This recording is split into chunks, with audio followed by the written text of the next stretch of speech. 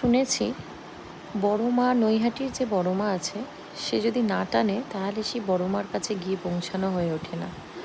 হঠাৎ করে মনে এলো, অনেক দিন ধরেই মনে আসছিল, হঠাৎ করে যেন কিভাবে প্ল্যানিংগুলো হয়ে গেল ঠিক জানি না। মা হঠাৎ করে টানলো তো সব কিছু ফেলে রেখে মায়ের কাছে দৌড়ে এলাম।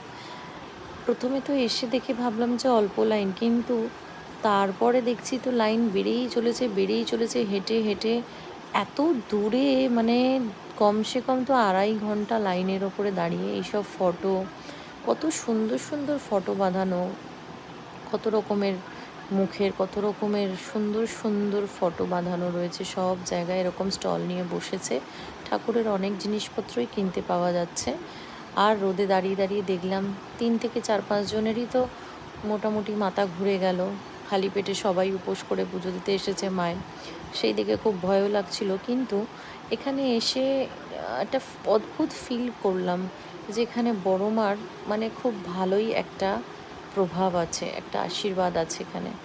মানে এতটা দূর অবধি হেঁটে রোদে, তাও মানে এতটুকুনি শরীর অবধিও খারাপ করলো না বা মনে অবধি হলো না এতটা দূর এরম হাঁটলাম। কত সুন্দর ছোট ছোট এখানে সব ছবি রাখা আছে, বড় বড়, বড় চাইলেও বড় ছবিও এখানে পাওয়া যায়।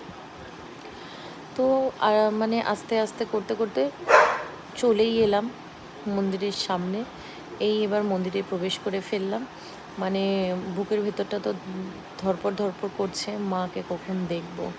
বড় মার কাছে অনেক দিন ধরে ইচ্ছা ছিল, আমি আসতে পারছিলাম না। হঠাৎ করে বড় মা ডাকলো, তাই চলে এলাম। কিভাবে এলাম সেটা কিছুই জানি না, আমার নিজের শরীরও খুব অসুস্থ, কিন্তু আমি চলে এলাম বড় মার কাছে। কীভাবে এরকমভাবে এসে গেলাম আমি এটা নিজে বুঝতে পারলাম না। এসে এই বড় মাকে দেখে আমার চোখ দিয়ে 2 চোখ দিয়ে অঝরে জল পড়তে আরম্ভ করলো। বড় মার নাম অনেক শুনেছিলাম, কিন্তু সত্যি বড় মার দিকে তাকিয়ে আর কিছু চাওয়া পাওয়ার থাকলো না, সব কিছু ভুলে গেলাম, শুধু অঝরে কেঁদে গেলাম। জয় বড় মা।